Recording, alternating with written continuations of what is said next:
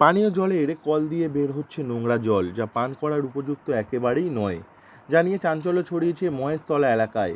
মহেশতলা পৌরসভার ৩৫ নম্বর ওয়ার্ডের শ্যামপুর শেখপাড়া সহ ওয়ার্ডের বিভিন্ন জায়গা থেকে এই অভিযোগ এসেছে। স্থানীয়দের অভিযোগ, প্রায় ১ বছর ধরে এই সমস্যা চলছে। বাধ্য হয়ে টাকা দিয়ে কিনে খেতে হচ্ছে পানীয় জল। ইদানিংকালে এতটাই নোংরা জল আসছে যে সেই জল কোনো মতে ব্যবহার করা যাচ্ছে না। এই তো আমরা গরিব মানুষ, এই জল খেয়ে যাচ্ছি, কি করবো বলুন। দীর্ঘদিন ধরে এরকম এই অবস্থা হচ্ছে, কিনে কত খাবো বলুন না। কি সমস্যা হয়েছে আজ? জলের এই ব্যাপার, তারপর কি করে আমরা ইয়ে করবো বলুন। কি হয়েছে? আজকেরও তো জল ময়লা বার হচ্ছে, এই কালো একদম আলকাতরার মতন জল হচ্ছে, খাওয়া যাবে না, খাওয়া যাচ্ছে না, প্রায় জায়গায় হচ্ছে। প্রায় হয়ে যাচ্ছে। এই নোংরা পানীয় জল নিয়ে মহেশতলা ৩৪ নম্বর ওয়ার্ডের পৌরপিতা গোপাল সাহা জানান, সকলেই জানে জল প্রকল্পের কাজ চলার জন্য পাইপ লাইনের কাজ চলছিল বিভিন্ন জায়গায়।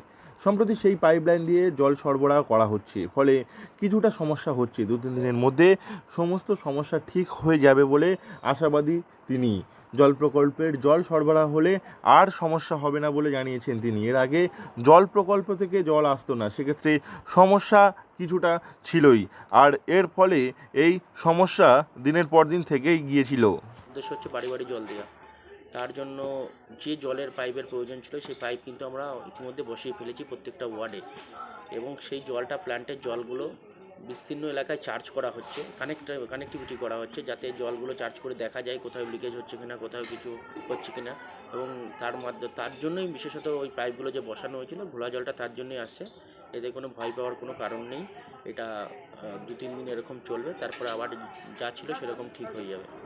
জল প্রকল্পের জন্য বিভিন্ন জায়গায় নতুন পাইপ লাইন পাতার জন্য সেই পাইপ লাইনের মধ্যে থাকা কিছু অপ্রয়োজনীয় পদার্থ বের হয়ে যাচ্ছে বলে জানিয়েছেন তারা।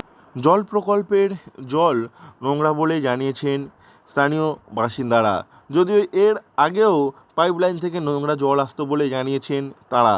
যদিও পৌরপিতা জানিয়েছেন নতুন পাইপলাইন বসানোর জন্য বিভিন্ন জায়গায় পাইপের মধ্যেই অপ্রয়োজনীয় পদার্থ ছিল, সেগুলি বের হয়ে যাচ্ছে। প্রায় ২ থেকে ৩ দিনের মধ্যে এই সমস্যার সমাধান হবে। এরপর পরিশ্রুত পানীয় জল পৌঁছে যাবে সাধারণ মানুষজনের বাড়িতে বাড়িতে।